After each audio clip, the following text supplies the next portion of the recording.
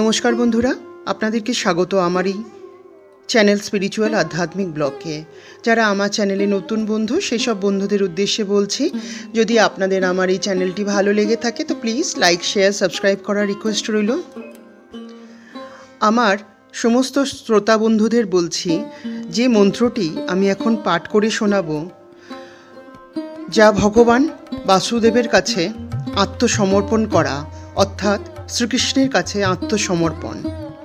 আর এই মন্ত্রের উচ্চারণের সঙ্গে সঙ্গেই আপনার সমস্ত পাপ, জ্বালা, যন্ত্রণা থেকে নিবৃত্তি পাওয়া যায়।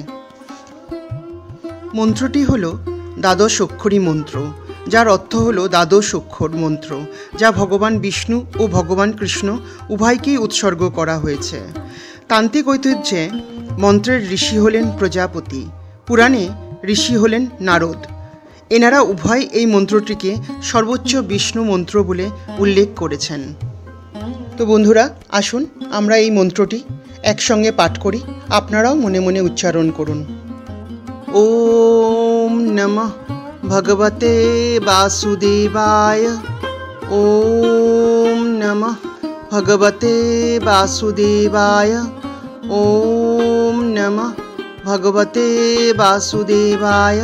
হিন্দু শাস্ত্র মতে এই মন্ত্রের মানে হল ওম নমো ভগবতে বাসুদেবায়, মানে বাসুদেবকে প্রণাম, যাকে বিভিন্নভাবে কৃষ্ণ বিষ্ণুর অবতার বলে বোঝানো হয়।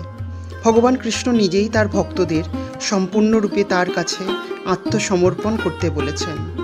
ভগবদ্গীতার 18 অধ্যায় 66 শ্লোকে বলা হয়েছে, সকল প্রকার কর্তব্য বা আকাঙ্ক্ষা পরিত্যাগ করে শুধু আমার কাছে আত্মসমর্পণ করো, আমি তোমাকে সমস্ত পাপ প্রতিক্রিয়া থেকে উদ্ধার করব, ভয় করো না। তো বন্ধুরা, চলুন ভগবান শ্রীকৃষ্ণের পায়ে নিজেকে সমর্পণ করে আবারও বলি, ওম নমঃ ভগবতে বাসুদেবায়। ওম নমঃ ভগবতে বাসুদেবায়। ওম নমঃ ভগবতে বাসুদেবায়। তো বন্ধুরা, আজকে এই পর্যন্ত। যদি আপনাদের আমার এই চ্যানেলটি ভালো লেগে থাকে, এই এপিসোডটি ভালো লেগে থাকে, তো প্লিজ লাইক, শেয়ার, সাবস্ক্রাইব করার রিকোয়েস্ট রইল। নমস্কার।